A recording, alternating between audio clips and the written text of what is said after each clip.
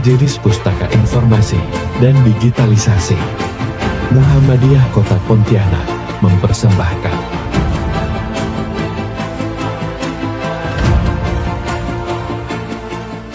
berbagai tokoh di sini. Ada Pak Kiai Samsul, ini pejabat utama di UIN Pontianak. Sekaligus beliau ini penemu kuantum hijaiyah, sejajar dengan pengarang kitab ternama Quantum Learning.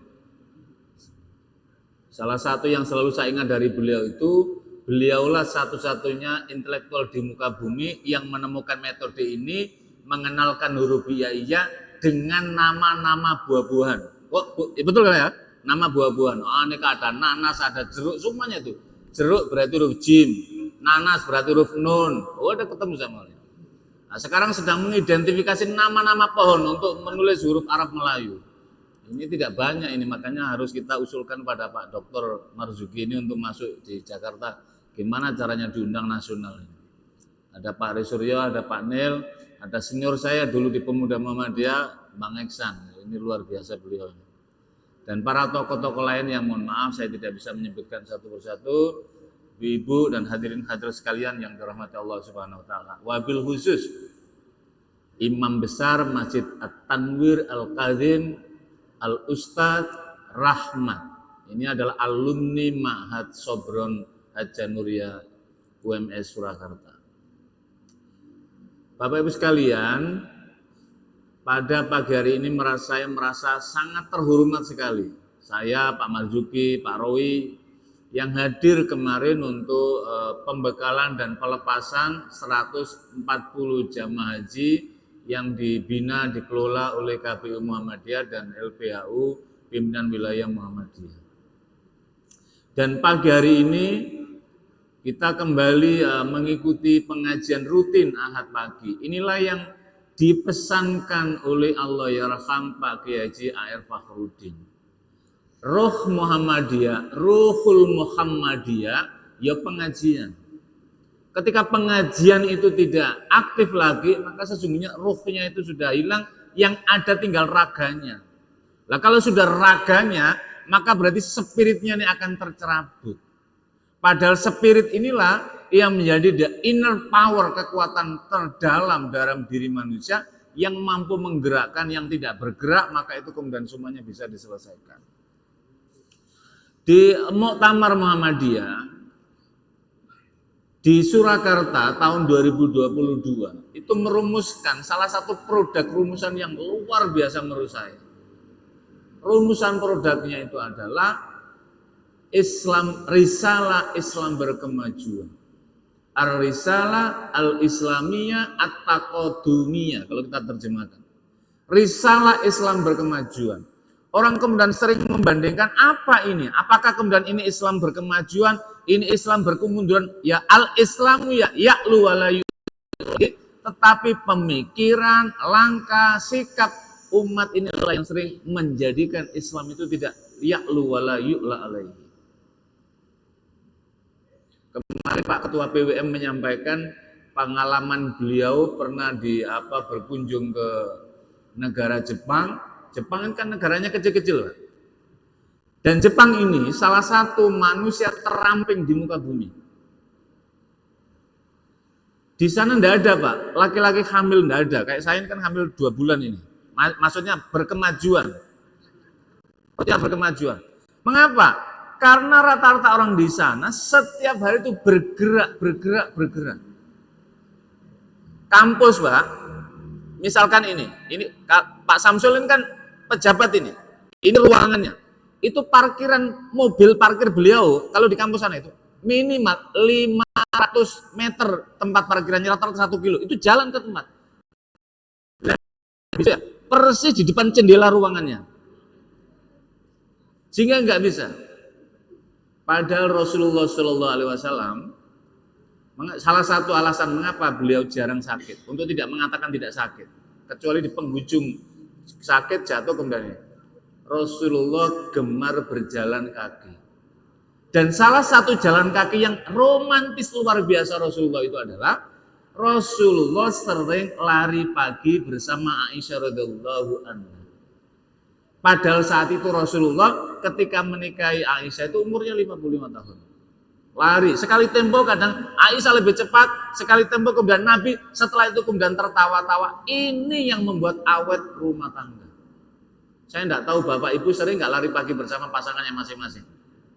Kalau melihat jogging track yang ada di kota ini, mestinya harus itu Pak. Kemarin sudah saya praktekkan sama Pak Haji Marjuki sama Pak Haji Rawi. Saya kuatnya di situ, terasa seperti berada di luar negeri. Jadi kota Pontianak ini sudah harus bangga Pak. Terasa di joggingnya itu saja terasa di luar negerinya gitu. Nah, itu lah risalah Islam berkemajuan ini itu luar biasa Pak. Karena apa yang dimaksud dengan risalah Islam berkemajuan ini menyangkut sudut pandang. Islam ini ya'lu wala yu'lale. Tapi kalau sudut pandang kita tidak ya'lu, maka Islam itu menjadi tidak ini. Yang pertama, contoh saja. Ini kisah jamaah haji. Jamaah haji kalau kita lihat, kalau misalkan kita, terutama yang paling banyak. Ketika wukuf di Arafah, orang tanggal 8 bergeser semua. Ada yang mabit ke Mina, sunnah Nabi. Ada yang karena kebijakan Kementerian Agama ditarik semuanya langsung menuju ke Arafah. Dari Arafah kemudian ke Muzdalifah. Maka kita bisa menyaksikan betapa sampah-sampah luar biasa terceceran di mana-mana. Orang Jepang, Pak, kemana-mana di sakunya itu selalu membawa tas, ada tas plastik warna biru. Tidak ada kaitannya dengan partai, Pak, soal warna. Itu apa? Dia sudah menyiapkan untuk membungkus aneka sampah yang ada di lingkungan sekitarnya. Makanya clean. Kalau kita ke Jepang semuanya clean, bersih yang luar biasa. Dan itu menjadi apa? Habit, culture, life of culture, budaya dalam kehidupannya hidup. Bahkan ketika Piala Dunia misalkan di Qatar beberapa yang lalu, itu mereka begitu selesai pertandingan mereka membersihkan ini. Di sekolah-sekolah mereka nggak ada tulisan an-nadzafatu minal iman seperti di SD kita, di SMP kita nggak ada, Pak. Tapi itu sudah masuk dalam alam pikiran mereka dan langkah dan sikap sehingga semuanya menjadi bersih, termasuk bergerak tadi itu. Bukankah Syekh Mana Khalil Al-Qattan, pengarang kitab yang paling masyhur Al-Mabahith fi Ulumil Quran, tapi tidak di naskah ini di tempat yang lain, beliau menulis apa? Al-hayatu harakatun. Hidup itu bergerak, dinamis, etos kerja yang luar biasa. Lah, pada pagi hari ini kita hadir itu salah satunya adalah itu. Tadi ketika kami dijemput Mas Teguh dari depan hotel, kemudian melihat kanan kiri yang orang jogging yang luar biasa, saya kemudian tanya, ada nggak nanti jamaah yang hadir? Saya khawatir di antara pesertanya di sini, saya bilang gitu. Tapi ketika kemarin saya langsung di warning oleh Pak Kiai Samsul, Ustadz kalau jogging di situ maka harus menundukkan pandangan. Ya sudah saya bilang, wah berbahaya nih kalau ditundukkan, bisa nabrak-nabrak, saya bilang gitu. Tapi itu adalah wasiat dari seorang ustadz, ya saya jalankan, berusaha menunduk lurus garis tegak gitu. Nah, inilah sudut pandang ini. Apa view dalam konteks hal ini? Dijelaskan bahwa di dalam risalah Islam berkemajuan yang pertama, Islam itu adalah agama universal. Agama universal yang bisa diamalkan dari ujung Maroko, negara Maroko, Maghribi, sampai ke ujung timur Merauke. Sama saja, Pak. Apa contohnya? Al-Quran menyatakan menutup aurat. Itu adalah kewajiban. Soal bagaimana bahannya, modelnya, itu bisa berwarna-warni. Kayak ibu-ibu ini, coba hitung ibu-ibu ini. Nggak ada yang sama kerudungnya dan jilbabnya dan bajunya. Kecuali, padahal biasanya kalau majelis taklim itu berseragam semuanya. Berarti belum dikomando ini. Biasanya kan begitu, seragam semua. Ala model kita ya seperti ini. Ala model Arab ya seperti pakai jubah, kemudian diudengi iqomah di atas kepalanya. Ala Afrika apalagi itu bajunya. Yang mohon maaf ini, kalau orang Afrika pakai apa namanya long dress yang laki-laki itu, Pak, itu 3 orang kita di sampingnya itu masih muat, Pak, di sarungnya itu. Kalau kita sedang umroh itu kan luar biasa. Itulah stylenya. Tapi substansinya adalah menutup aurat. Modelnya masing-masing. Yang inilah yang kemudian kita harus memberi sudut pandang tentang Pak wasatiyah untuk dalam menyikapi dengan aneka macam tadi itu. Dan inilah bagian dari keindahan Islam yang kemudian di mana-mana sesuai dengan kemampuan dan kapasitas masing-masing ini bisa diamalkan. Yang kedua adalah mengajak berkemajuan. Kemajuan apa? Pemikirannya. Jawab Islam yang kata Syekh Ibnu Taimiyah itu al-Islamu sholihun likulli zamanin wa makanin. Islam itu senantiasa bisa beradaptasi dalam segala ruang dan waktu. Yang luar biasa sekarang ini. Kalau kita di sini Pak melaksanakan ibadah puasa kan normal-normal saja. Adzan subuh rata-rata ya kurang lebih sekitar jam 4 kalau Jakarta, jam 4.35 nanti menjelang akhir ya jam 4.50. Nanti maghrib kalau di awal-awal 6 lewat 10 menit, nanti ketika menjelang ujung akhir Ramadan itu jam 17.58, kira-kira itulah. Karena hanya ada 2 musim. Tapi coba saudara-saudara kita yang ada di Belanda, yang ada wilayah yang paling agak ujung lagi, Norwegia, Amerika ujung lagi di Alaska, Eropa agak ke utara lagi, misalkan wilayah Denmark, Swedia, Belgia. Kalau sudah musim kemarau, adzan subuh, imsaknya itu jam 2.15. Maghribnya jam 23. Berapa jam itu? Kata orang Jawa bilang tengor-tengor menunggu adzan maghrib. Sehingga ketika kawan-kawan yang berada di KBRI Norwegia pada waktu itu misalkan, itu sempat melontarkan pada kita. Mbak iya ulama itu beristihad. Masa kami sahur mulai jam 2.15, kemudian nanti sampai jam 11. Kemudian saya tanya, ini kemana ini? Sementara ini kan memberi kemudahan, ini kita sudah. Kemudian saya tanya, kalau musim dingin adzan subuh jam berapa? Jam 8 Pak. Adzan maghrib jam berapa? Jam 4:30 sore. Sangat pendek. Pernahkah ketika musim dingin, Mbok iya beristirahat, masa kami puasa pendek sekali? Enggak kan? Saya bilang. Itulah bagian dari berpikir dalam konteks tadi. Kalau di kita happy-happy saja Pak. Dan ada lagi yang lebih ekstrim lagi. Di wilayah Swedia ada 3 provinsi di mana perputaran matahari ada tidak tentu, misalkan pada tahun 2017, 2018, 2019 itu tidak ada siangnya.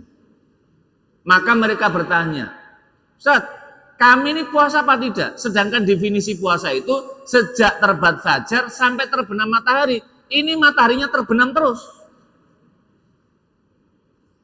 Ikut mana kira-kira Pak?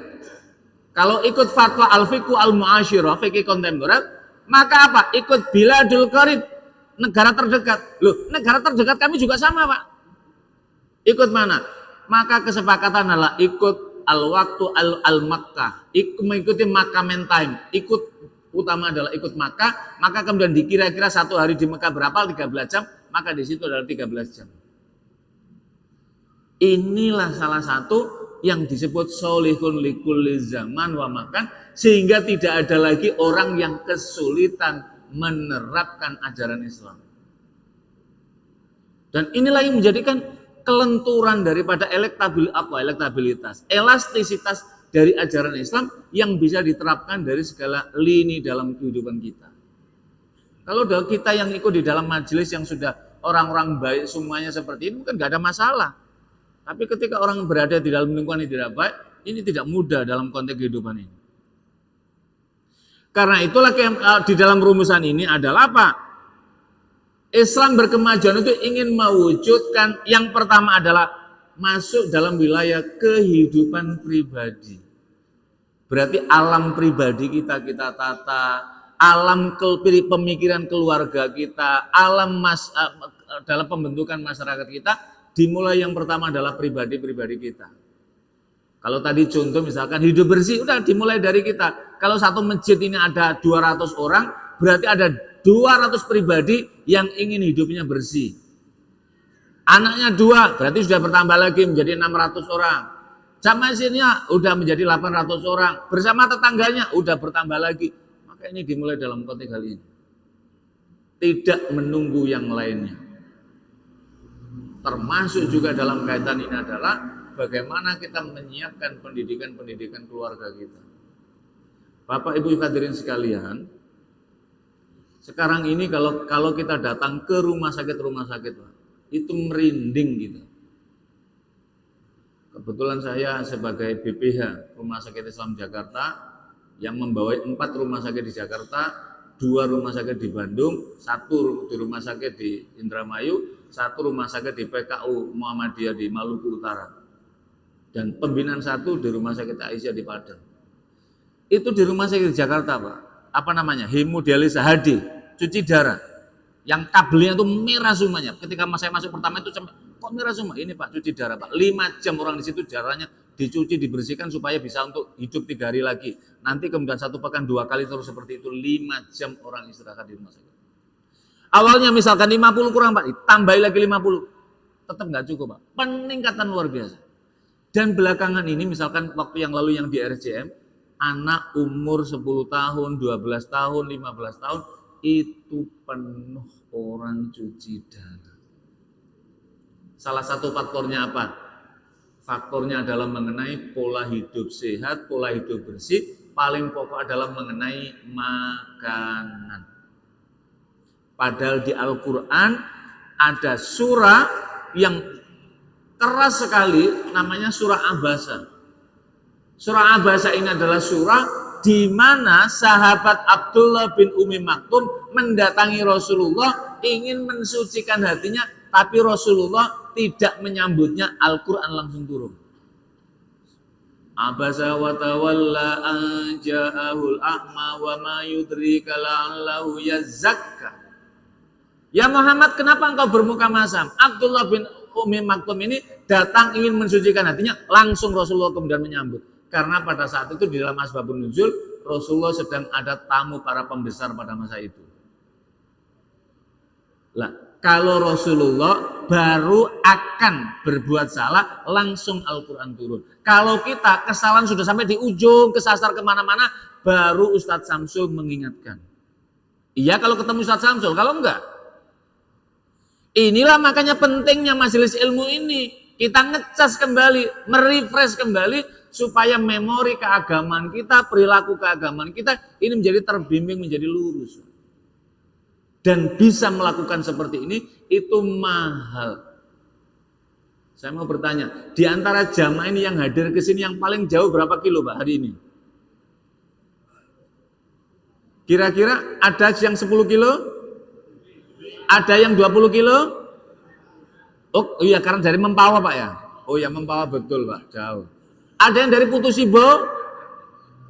Kalau Putus Ibo ini Pak, pengalaman seumur hidup tidak akan pernah saya lupakan. Bahkan mungkin nanti di di alam mahsyar saya sampaikan, ya Allah saya pernah ke Putus Ibo, mudah-mudahan menjadi pertimbangan amal mizannya bersama beliau itu.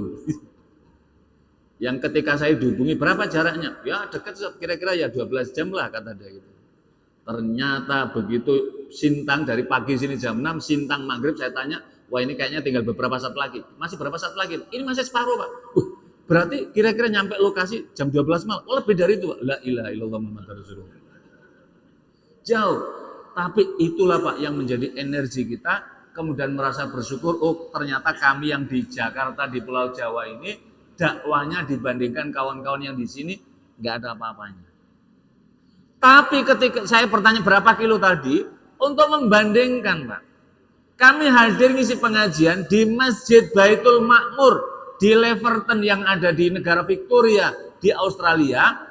Kami diajak dari rumah Ustadz Muhammad Edward ini, sekarang ketua sekarang kepala Muhammadiyah Australian College, dulu ketua PCM-nya. Saya tanya, Bang, ini masjid jauh? Ya lumayan lah Ustadz kata dia. Lumayannya berapa? 80 kilo Pak. Kemudian saya tanya, Ustadz, abang keluarga ke masjid ini sepekan berapa kali? Kata beliau, kami kalau maghrib, isya, kalau maghrib masih kerja, isya dan subuh kewajiban kami untuk berada di masjid. 80 kilo loh Pak. Isya sama subuh di masjid, kata beliau. Inilah kesempatan untuk ngecas batin kami agar tidak jauh iman kami. Jadi kalau menuju Masjid At-Tanwir ini hanya setengah kilo, 1 kilo, nah itu rasanya kok kita sungkan sama saudara kita yang di Australia. Kalau hari Sabtu itu 5 waktu dia. Subuh pulang, kemudian nanti zuhur, asar, maghrib, sama isya langsung kajian dan seterusnya. Kalau di bulan Ramadan penuh masjid itu mulai kajian kaum bapak-bapak, kemudian kajian kaum ibu-ibu. Beliau itu kemudian mengundang para ustadz dari Indonesia. Salah satunya waktu itu saya dikirim oleh PP Muhammadiyah untuk dakwah di sana. Ya kami tidak mendakwai, Pak. Kami hanya cerita-cerita pengalaman di tanah air dan seterusnya, juga untuk memotivasi pada saudara-saudara kita di sana. Dan yang membanggakan di antara kelompok pengajian itu, kemudian kumpulan itu kemudian berdiri PCM dan sekarang memiliki lembaga pendidikan yang bergengsi di negara Australia, yaitu Muhammadiyah Australian College. Tagline sekolah ini masih hebat, sekolahnya Pak Aswan itu. Sekolah ini tagline-nya sederhana, School of Akhlak, School of Ihsan. Namanya Pak Ihsan disebut di sana. Jadi sekolah yang membentuk akhlak, sekolah yang membentuk pribadi ihsan. Sekarang itu sudah inden umat Islam di Australia yang ingin mendaftar di sekolah ini. Dan hebatnya lagi, baru 3 tahun, kemudian ikut Olimpiade Nasional se-Australia untuk bidang saintik, juara nomor 3 secara nasional. Kalau sekolah kita Pak Aswan juara berapa Pak Aswan? Seprovinsi. Kemudian ditarik lagi nasional, juara keberapa? Ini baru 3 tahun. Inilah yang kemudian mendapat perhatian dari senator di sana dan pemerintah government-nya, sehingga yang terbaru yang beredar berita dalam bulan ini mendapatkan bantuan berapa juta? 3,8 juta kalau salah, yang dikurskan ke kita itu sekitar 36, sekian miliar. Satu sekolahan pemerintah yang seperti itu sekuler menyumbang membantu 36 miliar. Pak Aswan, sekolah kita dibantu berapa Pak Aswan? Coba Pak. Karena apa? Dia tahu ini pendidikan, apalagi ingin merubah dalam konteks hal ini. Inilah yang ingin dibangun dalam konteks kalau kita terjemahkan dengan visi Islam berkemajuan tadi itu, bahwa kita ingin mewujudkan nilai-nilai rahmatan lil alamin ini kepada lintas negara. Makanya kita berbahagia PP Muhammadiyah ini dapat membentuk kalau tidak salah 27 PJIM. Yang membahagiakan yang terbaru kemarin Senin, Pak Ketua Umum datang ke Malaysia. Di Malaysia PCM-nya itu baru membeli rumah dakwah, tetapi diberi nama Ruhama, Rumah Hamka Malaysia. Seharga 3,2 miliar. PCIM loh Pak. Jadi kalau tadi PWM, kemudian Masjid Tanwir, diumumkan oleh Adinda moderator mau membeli ambulans harga berapa Dek? 250 kecil lah. Nanti saya ikut mencarikan 25 juta. Yang untuk beli ambulans. Nah, nanti saya bantu mencarikan 25 juta. Untuk ambulans supaya tadi kan kata beliau tadi kan harus segera terwujud. Jangan sampai ada orang meninggal menunggu ambulannya jadi. Maka segera bisa terwujud supaya kita bisa berdakwah. Karena tadi itu PJM ini, kemudian PJM ini punya amal usaha Pak. Saya mohon maaf tidak bermaksud ke daerah yang amal usaha untuk bidang ekonomi inilah yang kemudian menjadi alat KBRI, Kedutaan Besar Indonesia di Malaysia, sebagai diplomasi kuliner. Karena amal usahanya itu adalah untuk pengembangan bisnis adalah wasola, warung soto Lamongan Kuala Lumpur. Wasola itu singkat Pak, warung soto Lamongan. Sehingga ketika Pak Din datang itu menjadikan Manzaro Malaysia fakot wasola. Siapa yang berkunjung ke Malaysia maka sampailah ia, maksudnya sampailah ia ke wasola, wasola dalam mana tadi itu. Jadi pakai mafudut itu. Manzaro Malaysia fakot wasola kata beliau. Sehingga itu kemudian ditulis di tagline sana. Alhamdulillah saya bersama Pak Marzuki ini bolak-balik. Jadi kalau ke Kuala Lumpur belum mampir untuk soto di Wasola, kampung baru rasanya tidak sembuh. Tapi apa Pak yang tidak kami ceritakan? Ini dihuni oleh kawan-kawan tenaga kerja Indonesia, tapi punya spirit. Sehingga waktu Pak Aswan kami di LDK kami ajak, gimana Mas Wan rasanya kuliner ini? Maknyus Pak, kata dia gitu. Dan itu kawan-kawan dari Malaysia sudah datang di sana, kemudian bertanya, ini apa ini? Karena ada gambar lambang Muhammadiyah. Itu yang mahal di situ, Pak. Orang kemudian apa ini? Muhammadiyah. Oh, Muhammadiyah itu jualan ya? Itu merata. Oh, ini mengembangkan usaha begini, apa itu pengajarannya begini. Orang kemudian mengenalnya. Makanya ketika kemarin kami beri pengantar pembekalan jamaah haji, saya sampaikan karena jamaah ini kan dari berbagai macam. Bapak Ibu, nanti kalau sudah selesai tawaf, selesai yang ketujuh, sudah selesai 7 zret, mau menuju ke makom Ibrahim, kemudian belakangnya sana untuk sholat sunnah 2 rakaat, sebelum menuju ke sana, lihat ke pintu Ka'bah. Kemudian saya bilang, dan lihat di belakang ruangan kita yang ada tulisan pimpinan wilayah Muhammadiyah itu, di atasnya ada gambar lambang dengan jari-jari Muhammadiyah. Nanti Bapak akan lihat pintu Ka'bah, itulah lambang itu. Maksud saya, sambil melihat untuk mengingat, oh ternyata gambar Muhammadiyah ada di sini. Kemudian semangat dan memori bermuhammadiyahnya makin kuat. Jadi kalau ibu-ibu memilih ini KBU ini, sudah betul karena nanti di tawaf sana setelah selesai, ibu juga akan mengelilingi 7 kali ada gambar itu. Itu untuk di dalam risalah Islam berkemajuan itu yang pertama itu adalah mengenai ketauhidan. Tauhid ini harus kokoh di tengah gempuran kehidupan modern kita yang luar biasa ini. Sandaran tentang tauhid itu menjadi sesuatu yang sangat pokok sekali. Sekarang ini Bapak Ibu sekalian, era kita ini kan luar biasa. Jadi kalau di Jakarta kami keliling, miliknya pengusaha ternama di Indonesia itu sekarang tutup dengan online.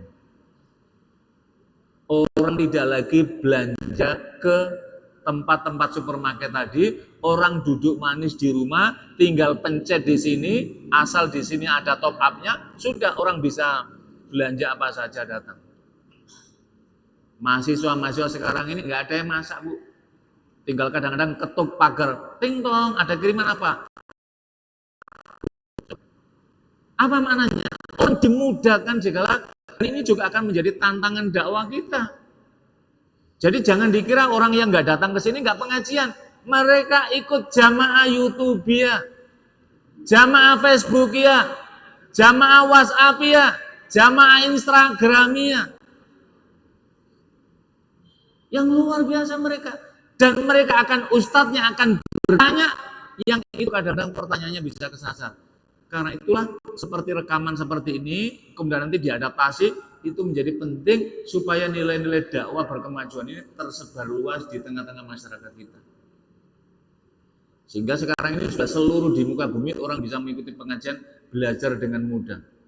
Bahkan di YouTube ada pengajian qiraatul. Saya termasuk ikut, ada beberapa saya lihat, oh ini dia mengajarkan yang singkat, yang padat, semuanya luar biasa. Tetapi tidak cukup di situ. Maka ini menjadi sangat penting. Yang kedua di risalah itu apa? Bersumberkan Al-Quran. Riset yang dilakukan oleh salah satu lembaga di negeri ini menyatakan bahwa 30% saja kaum muslimin yang bisa membaca Al-Quran. Berarti setelahnya, bahkan lagi yang menakutkan Pak, yang sholat 5 waktu, rajin sholat 5 waktu, diri setunya nggak sampai 30%. Loh, kalau 30%, ini berarti tugas Pak Samsul makin berat. Mengenalkan hidayah, kemudian bisa membaca, padahal sumber ajaran Islam itu di dalam Al-Quran dan Sunnah, sementara membacanya saja belum. Makanya kami di rumah sakit kami di Jakarta, kita wajibkan seluruh dokter, tenaga medis, dan tenaga administrasi, sampai security harus bisa membaca Al-Quran. Mengapa? Karena di Mukadimah Anggaran Dasar Muhammadiyah itu kan dijelaskan, kehadiran Muhammadiyah itu ingin mengantarkan warganya, simpatisannya menuju ke pintu gerbang Jannatun Naim. Jadi kita semua diantarkan ke pintu gerbang Jannatun Naim. Ada yang bertanya, Ustaz, kenapa tujuan Muhammadiyah nanggung banget? Kok hanya diantarkan sampai pintu gerbang, kenapa gak langsung masuk saja?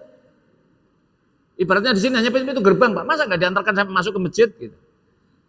Kemudian saya merenung, betul juga ini apa ya jawaban filosofisnya. Ya main filosofis juga. Kira-kira begini Bapak Ibu sekalian. Muhammadiyah itu hanya bisa mengantarkan ke pintu gerbang. Pintu gerbangnya adalah ya ayat Tuhan nafsul mutmainnah irji'i ila rabbiki radiyatan mardiyah.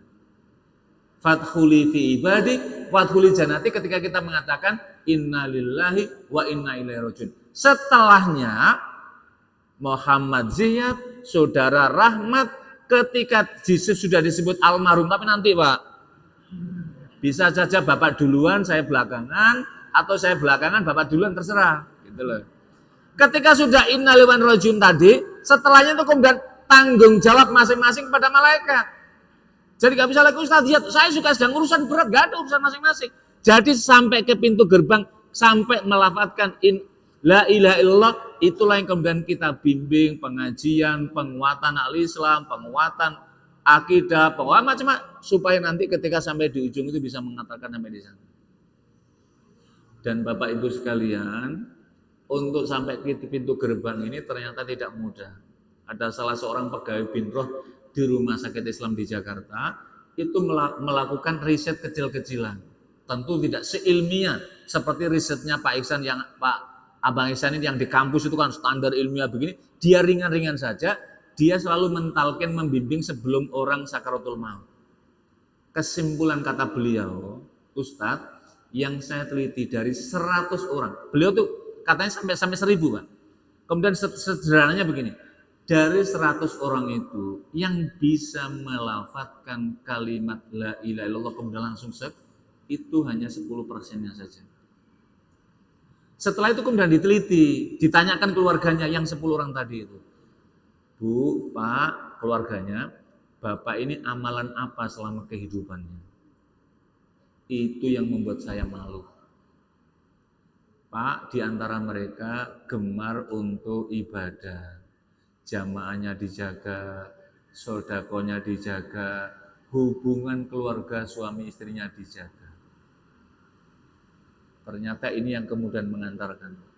Jadi kita hadir pengajian di sini, salah satunya menjaga ritme batin kita ini, roh rohani kita sehingga sampai akhir nanti itu ketika bisa mengucapkan kalimat la ilaha illallah. Makanya di rumah sakit di tempat duduk, di tempat pembaringan itu di sebelah sana itu tulisannya semua la ilaha illallah sehingga ketika tidur itu supaya sampai akhir itu dia ingat itulah kalimat terakhir yang bisa kami lafadzkan.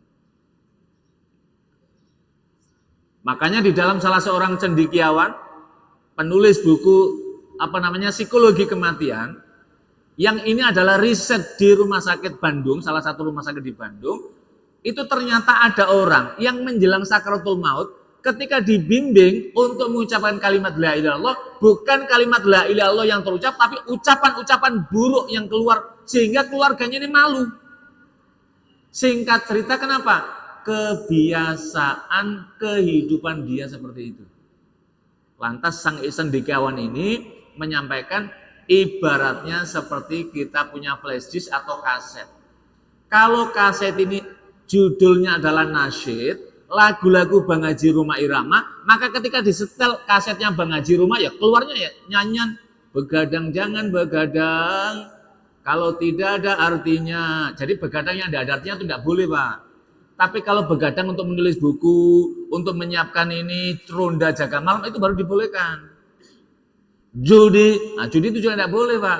Nah, kalau itu yang diputar maka itu yang keluar. Tapi kalau lagu-lagu rock, yo ayo kemana? Nah, itu nanti keluarnya juga seperti itu.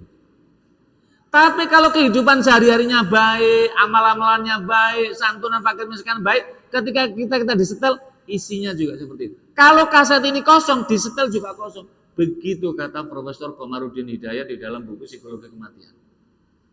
Maka tugas kita adalah bagaimana mengisi rentetan panjang kaset ini. Dulu kaset, sekarang kan enggak Pak. Ini isinya adalah amalia baik-baik sehingga ketika disetel nanti itu ya isinya adalah isi kebaikan semua sehingga ya nafsul ma'inah tadi akan tumbuh dalam jiwa kita sehingga tujuan tadi mengantarkan sampai ke pintu gerbang tadi itu menjadi mudah. Karena itulah mengapa kita majalisus sholihin duduk di dalam majelis-majelis orang yang soleh ini menjadi sangat penting sekali, gunanya untuk merawat seperti itu. Ketika kita ini berkumpul, makanya ini juga memberi pelajaran kita, jangan mudah menghakimi ketika ada orang yang sedang tersesat jalannya. Saya kebetulan ditakdirkan punya kesempatan yang berharga sekali. 3 tahun mendampingi di salah satu stasiun televisi nasional, menerima konsultasi dan menjadi siaran The Reality Show. Di salah satu televisi itu, orang dengan berbagai macam pengalaman hidupnya. Setiap kami pulang syuting, itu kepala saya itu nyut-nyutan Pak Samsul. Istri saya sering bertanya, masih kuat enggak Mas? Kalau enggak kuat ya sudahlah. Saya enggak kuat memberikan jawaban-jawaban keagamaan itu, tapi pikiran saya itu cuma gini, kok ada ya orang seperti ini? Kok bisa ya melakukan seperti ini? Kok sanggup ya melakukan seperti itu? Ya sanggup ternyata. Tapi dari semua itu kemudian kesimpulan saya, kenapa? Majalisus solihin, duduk bersama majelisnya orang-orang soleh, berkawan dengan orang-orang soleh itu menjadi sangat penting. Makanya ada hadis yang masyhur sekali, perumpamaan orang-orang yang bersama duduk dalam majelis orang-orang yang soleh adalah perumpamaan seperti pembawa kahamilil mis, seperti pembawa minyak kasturi. Misalkan ini, Adinda moderator kita ini bawa minyak wangi. Saya nggak bawa kan pasti, Dek ada bawa minyak wangi. Saya diolesi, Masya Allah wangi nih baju saya. Kalau saya punya duit, saya tanya, Dek beli di mana? Saya ikut belian. Kalau saya tidak dikasih sama dia, nggak diolesi, kemudian saya nggak punya duit, nggak bisa beli, minimal saya mencium rihan thayyibatan, mencium aroma yang baik. Masa wangi ya? Wangi. Kalau dia nggak ngasih, terlalu lah, masa nggak dikasih gitu loh. Wangi lah. Tapi sebaliknya orang yang berduduk dalam majelis orang-orang yang tidak baik, kahamilil giri, sebagaimana juru besi. Kok juru besi? Tukang las. Ada kalanya tukang las ini, kalau kita duduk di sampingnya, maka akan kecipratan apinya, maka kita akan lubang-lubang. Itu artinya apa? Artinya bahwa kalaupun kita ini bertahan keimanan kita, nggak tergoda, minimal kita akan rihan muntinatan, akan mencium aroma api tadi yang tidak enak tadi itu. Atau kalau keimanan kita nggak kuat menghadapi teman-teman yang tidak baik, maka kita akan lubang-lubang citra diri kita akan rusak. Maaf ini, kalau anak kita, saudara kita berkawan, kemudian kawannya ini orang yang terkena narkoba, kemudian polisi datang menangkap, pasti ditanya, kemana dia? Nggak ada Pak. Siapa kawan dia? Akan dicari kawan dia, ke rumahnya dia. Padahal kawan dia tadi itu sedang tidurnya dibangunkan. Kamu tahu? Nggak tahu Pak. Itu namanya kena rihan muntinatan, kena cipratan citra dirinya pasti akan rusak. Inilah sama juga berkawan dengan orang yang terindikasi koruptor. Maka akan dicari siapa ini kawannya nih. Jangan-jangan menerima tasnya, jangan-jangan udah dikusut semuanya. Termasuk orang-orang yang mengoplos-oplos itu, kena tadi itu masuk dalam kahamil kiri tadi itu. Maka lingkungan yang baik, pengajian-pengajian Muhammadiyah ini mesti di pimpinan daerah, di cabang, di ranting kita tumbuh kembangkan supaya hadir majelis-majelis tadi itu bisa mengajarkan tentang Al-Quran dan Sunnah tadi itu. Yang ketiga adalah risalah Islam berkemajuan, itu adalah mengembangkan wasatiyatul Islam. Islam yang moderat. Sebenarnya katanya tidak moderat, tidak tepat. Kalau di dalam istilah barat moderat itu betul-betul ya moderat, gak berpihak kemana-mana. Tapi Islam tengahan itu artinya adalah tidak ekstrim kanan, tidak terlalu ekstrim kiri, maka jalur pada tengah. Ihdinas siratal mustaqim, siratal ladzina an'amta 'alaihim ghairil maghdubi 'alaihim waladdallin. Yang di dalam bahasa surat Ali Imran itu wa kadzalika ja'alnakum ummatan wasata. Aku jadikan kalian umat yang tengahan. Tengahan itu apa Pak? Punya perspektif, punya pandangan. Contoh, dalam fikih saja ada al-a'imah al-madzhab. Ada imam-imam madhab. Kalau kita di sini satu masjid, takbirnya waladolinya sama Pak. Tapi kami pernah beberapa kali kecelik. Kalau soal contoh saja nih, yang saya kira ini maaf ini pelajaran madrasah yang dulu kita ajar. Tentang takbir saja, ada yang lurus sampai sini. Imam Abu Hanifah, Imam Malik, Imam Syafi'i, Allahu Akbar. Imam Ahmad bin Hanbal, lurus ini. Allahu Akbar. Ketika meletakkan di tangan saja, ada yang ada yang ala sobrinya, ada yang pegangi sininya Pak. Mohon maaf, lu kok pegangan, kenapa pegangi? Maksudnya hatinya, ini terutama orang-orang yang torekot, tasawuf itu pegangi sini Pak. Emang takut copot dia? Enggak. Supaya Pak, litat mainal qalbi, hatinya tenang. Ya muqallibal qulub, sabit qalbi, di sini dipegangi hatinya supaya hatinya tidak ingat cicilan, ingat hutang, ingat tagihan tetangga, tetap pokok zikrullah, itu maksudnya. Lah, kalau kita ke Tunisia, kita ke Maroko, ke Uni Emirat Arab, maka Allahu Akbar, tangannya lurus, ikut maliki dia. Makanya kalau umroh, kalau haji, nanti akan Allah Akbar, gini aja. Membaca basmalahnya aja kan beda-beda. Imam Malik bigori basmalah, Imam Abu Hanifah bisiri, Imam Ahmad bin Hanbal bisiri, Imam Syafi'i biljari, Bismillahirrahmanirrahim, Alhamdulillah. Ketika baca memnya saja, 3 imam, Abu Hanifah, kemudian Imam Ahmad bin Hanbal, Imam Syafi'i, sama. Imam Malik, Alhamdulillahirabbil alamin, Arrahmanirrahim, Imam Malik, Maliki Yaumiddin. Imam Abu Hanifah, Imam Syafi'i, Imam Maliki Yaumiddin. Ketika waladhdallin ini Pak, Siratal ladzina an'amta 'alaihim ghairil maghdubi 'alaihim waladdallin. Semuanya kan amin Pak. Tapi Imam Abu Hanifah mazhabnya amin tidak disunahkan. Makanya ketika kami ke Uzbekistan, ke wilayah Xinjiang, Cina, ketika ke Afrika Selatan, menghadiri, begitu imamnya saya bilang, subhanallah, kami bersama delegasi imam. Begitu waladhdallin kami udah ancang-ancang. Nggak jadi sama amin Pak. Ternyata nggak ada yang amin. Setelah itu kemudian saya tanya, Pak, saya tadi lupa ngasih tahu, di sini mazhab Hanafi Pak, sehingga aminnya tidak dijaharkan. Coba Pak. Lah, wasatiyah itu kita memiliki sikap, oh ini berarti mengikut sana, oh ini ikut di sini, sehingga kita memiliki kelapangan dada, kelapangan hati untuk bertasamu, untuk bisa menerima perbedaan. Wasatiyah inilah yang mampu menghadirkan ada Muhammadiyah Australian College berdiri di negara sekuler, bahkan ateisnya paling meningkat di Australia. Bisa berdiri Universitas Muhammadiyah Kupang yang 84% mahasiswanya saudara-saudara kita non-muslim.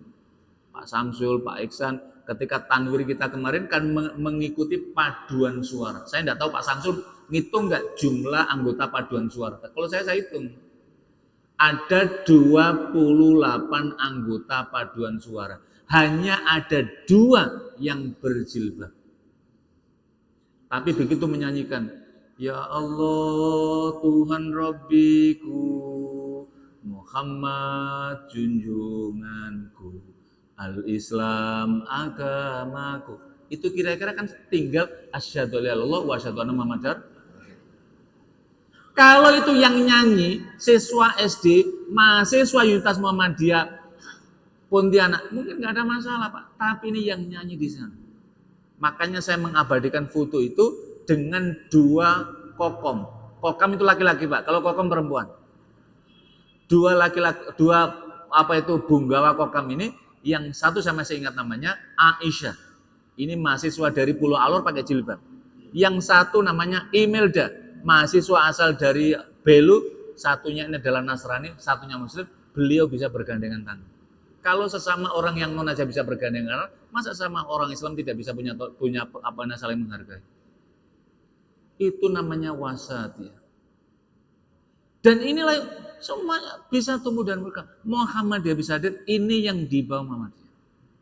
Sehingga kadang, wah kenapa Pak keras? Kita mesti harus punya pandangan. Sehingga di dalam risetnya, desertasinya Menteri Pendidikan Nasional, Pak Mendikdasmen, Pak Prof Muti itu kan kemudian melahirkan apa yang dimaksud dengan krismu. Krismu itu artinya orang Kristen sekolah di lembaga pendidikan Muhammadiyah. Jangan kemudian, oh ini gimana Pak? Sekuler Pak, kok Kristen aktif di Muhammadiyah? Baca dulu dong desertasinya. Baca dulu bukunya baru berkomentar. Kadang-kadang kita ini belum membaca, komentar kita tuh melampaui, kalau disusun melampaui 1 buku itu sendiri. Padahal kita ini diminta ikro, bacalah. Kita baca, kita eja, baru kemudian kita komentar. Sehingga kita tahu, oh di sini. Kok jauh-jauh, salah satu desertasi itu Malah lebih dahsyat lagi adalah di sekolah SMA Muhammadiyah Putusibo. Di Putusibo itu malah yang non pakai kerudung. Sehingga kita tidak bisa membedakan ini mana yang. Nah, ketika ditanya mengapa? Kami nyaman Pak, kami akidah kami tetap, tapi kami sekolah sini nyaman, kami menyanyikannya. Ini yang ingin dihadirkan dalam konteks itu di sini. Visi wasatiyah inilah. Sehingga kita memiliki keleluasaan dalam bersikap, dalam bermuhammadiyah. Tapi yang kita depankan adalah misi kita untuk di sini. Tapi yang pertama tadi itu, tauhid kita kuatkan untuk anak-anak kita sehingga ini punya misi dalam konteks itu hal ini. Dan inilah yang ingin diajarkan, untuk dikembangkan, untuk tumbuh dan berkembang untuk saudara-saudara kita dan ternyata dampaknya luar biasa. Ketika kami dalam dialog antar agama di Gorontalo, kami berjumpa dengan salah seorang pendeta.